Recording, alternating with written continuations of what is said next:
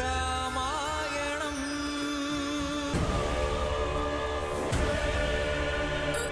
நீங்கள் இருவர்தான் ராமனின் பிள்ளைகளா? என்னால் ஒரு வீரனாக ஏற்றுக்கொள்ள முடியாது. பரிதாபத்திற்குரிய வனவாசி. அந்த வனவாசி என் தந்தை கும்பகர்ணனை கொன்றிருக்கிறார். இந்த உலகம் அவனை மாவீரன் என்கிறது. இது வேடிக்கையிலும் அசுரர்களின் சக்தி என்னவென்பதை தெரியப்படுத்துகிறேன். நான் அந்த ராமனை போல் சதிகாரன் அல்ல.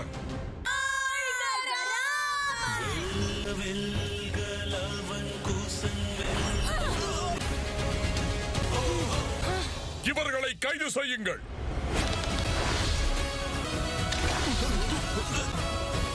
யாருடைய பெயரை நீ இழிவாக கூறுகிறாயோ அவரை எப்படி அழைக்க வேண்டும் என்று உனக்கு நாங்கள் சொல்லித் தருகிறோம்.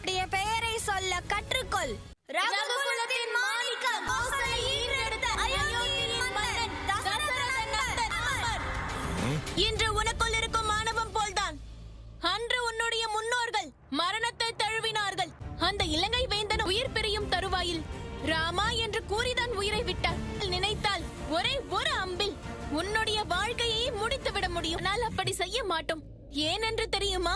உன்னுடைய பெரியப்பாவிற்கும் உன்னுடைய தந்தைக்கும் என் தந்தை இறுதி வாய்ப்பு திருந்துவதற்காக அளித்தார். திருந்துவதாகவும் இல்லை, மனம் வருந்துவதாகவும் இல்லை. ராமரின் பிள்ளைகளான நாங்கள் நீ திருந்துவதற்கு இறுதியாக வாய்ப்பளிக்கிறோம். செய்த தவறை உணர்ந்து நீதியின் பாதையில் செல்வதற்கு முடிந்த வரையில் முயற்சியாவது செய். கிடைத்த இந்த வாய்ப்பை விட்டுவிடாதே. போதும், நிறுத்துங்கள்.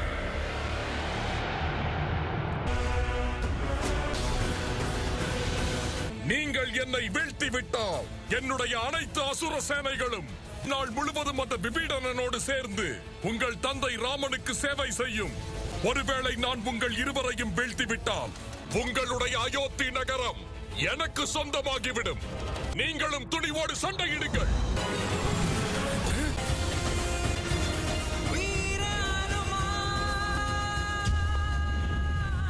நான்முகனி, காலதேவனால் சென்ற காரியத்தை நிறைவேற்ற முடியவில்லை. ஹனுமன் அங்கு வந்துவிட்டால் தங்கள் திட்டம் எவ்வாறு நிறைவேறும்? இதற்கு ஏதேனும் வழி உள்ளதா?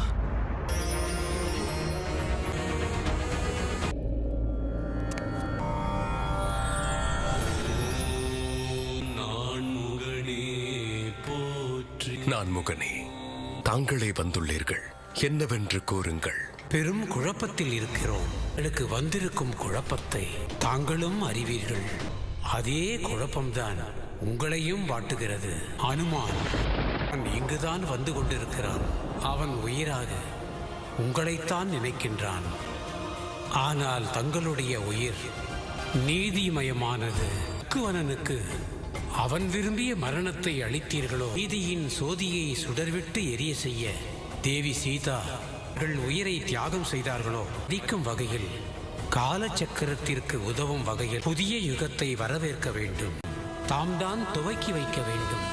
அடுத்த அவதாரத்தை எடுத்து உலகில் உள்ளவர்களுக்கு அவர்கள் எண்ணத்திற்கு புதிய பாடத்தை தர வேண்டும். அனுமன் தங்களோடு இருக்கும் வரை இவை எதுவும் நிறைவேறாது. உங்கள் கையில்தான் உள்ளது.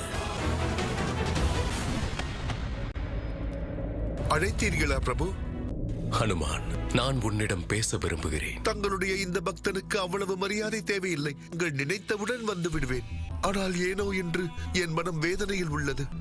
நான் இங்கு இல்லாத நேரத்தில் அந்த காலனின் காலடி அயோத்தி வரை வந்துவிட்டது. ஆனால் நான் இங்கு இருக்கும் போது அந்த காலன் அயோத்திக்கு வந்து பார்க்கட்டும். இது அந்த காலனுக்கு நான் விடும் சவால். காலனுக்கு காலனாவான் இந்த அனுமான். யாராலும் பிரிக்க முடியாது, செய்ய முடியாது பிரபு.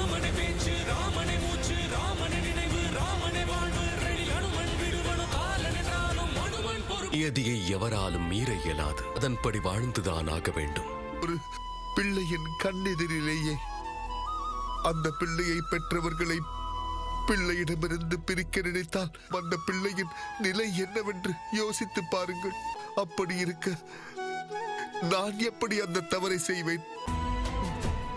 கட்டளையிட்டது தாங்கள் என்பதால் என் பிடிவாதத்தாலும் தான் நான் அமைதியாக இருந்தேன். அந்த காலனுக்கு காலனாக மாறுவேன். அதற்கு இயற்கையோ காலமோ எனக்கு என்ன தண்டனை கொடுத்தாலும் சரி. உங்களுடைய இந்த சேவகன் அனுமன் மனதாலும் உடலாலும் உங்களை வணங்கியது உண்மை என்றால் பிரபு ராமர் என்னுடைய காரியத்தில் தடை விதிக்க கூடாது.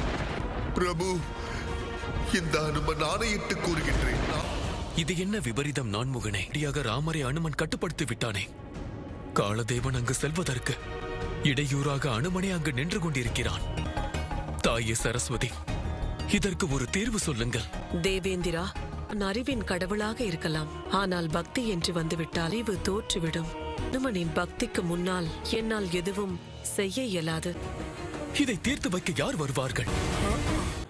ஏன் உன் முகம் வாடியுள்ளது? எந்த வழியில் சென்றாலும் தடைகள் ஏற்படுகிறதே. செய்ய இயலவில்லை. தங்களுக்கே நன்றாக தெரியும். அயோத்திக்குள் காலதேவனால் நுழைய முடியவில்லை என்றால் அங்கு எவருக்கெல்லாம் காலம் முடிந்து விட்டதோ அவர்கள் அனைவரும் காலத்தை கடந்து வாழ்ந்து கொண்டே இருப்பார்கள். முகனே, சமநிலை கெடுவதற்குள் இதற்கொரு விடையை தாருங்கள். அவரோடு சேர்த்து பலருடைய வாழ்க்கையை அனுமன் அவர்கள் தடுத்து நிறுத்தி வைத்திருக்கிறார். நான்முகனே, இதற்கு தீர்வு கிடைக்கவில்லை என்றால் நான் அனுமனின் மீது என்னுடைய சக்தியை பயன்படுத்த யோசிக்கவே மாட்டேன். யம தர்மராஜன் சொல்வது போல் செய்தால் என்ன? இதன் மூலமாக வழி பிறக்கவும் வாய்ப்புள்ளது.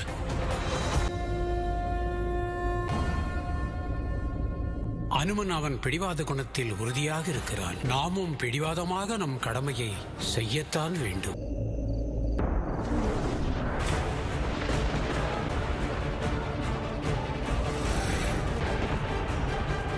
யமதர்மன் முழு சேனையையும் அனுப்பிவிட்டான் போல் உள்ளது.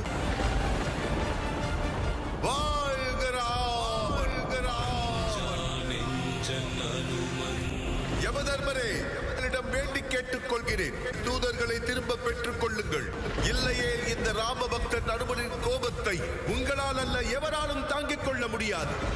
இருப்பினும் யமதர்மராஜனின் கட்டளைக்கு கட்டுப்பட்டுள்ளோம். எத்தனை தடை வந்தாலும் காரியத்தை முடிக்கத்தான் எங்களுக்கு உத்தரவு. தங்களிடம் வேண்டி கேட்டுக்கொள்கிறேன், இயற்கைக்கு எதிராக தாங்கள் நடந்து கொள்வதை நிறுத்திவிடுங்கள். நீங்கள் பிடிவாதம் பிடிக்கத்தான் செய்வீர்கள் என்றால் நாங்கள் எங்கள் கடமையை செய்துதான் ஆக வேண்டும்.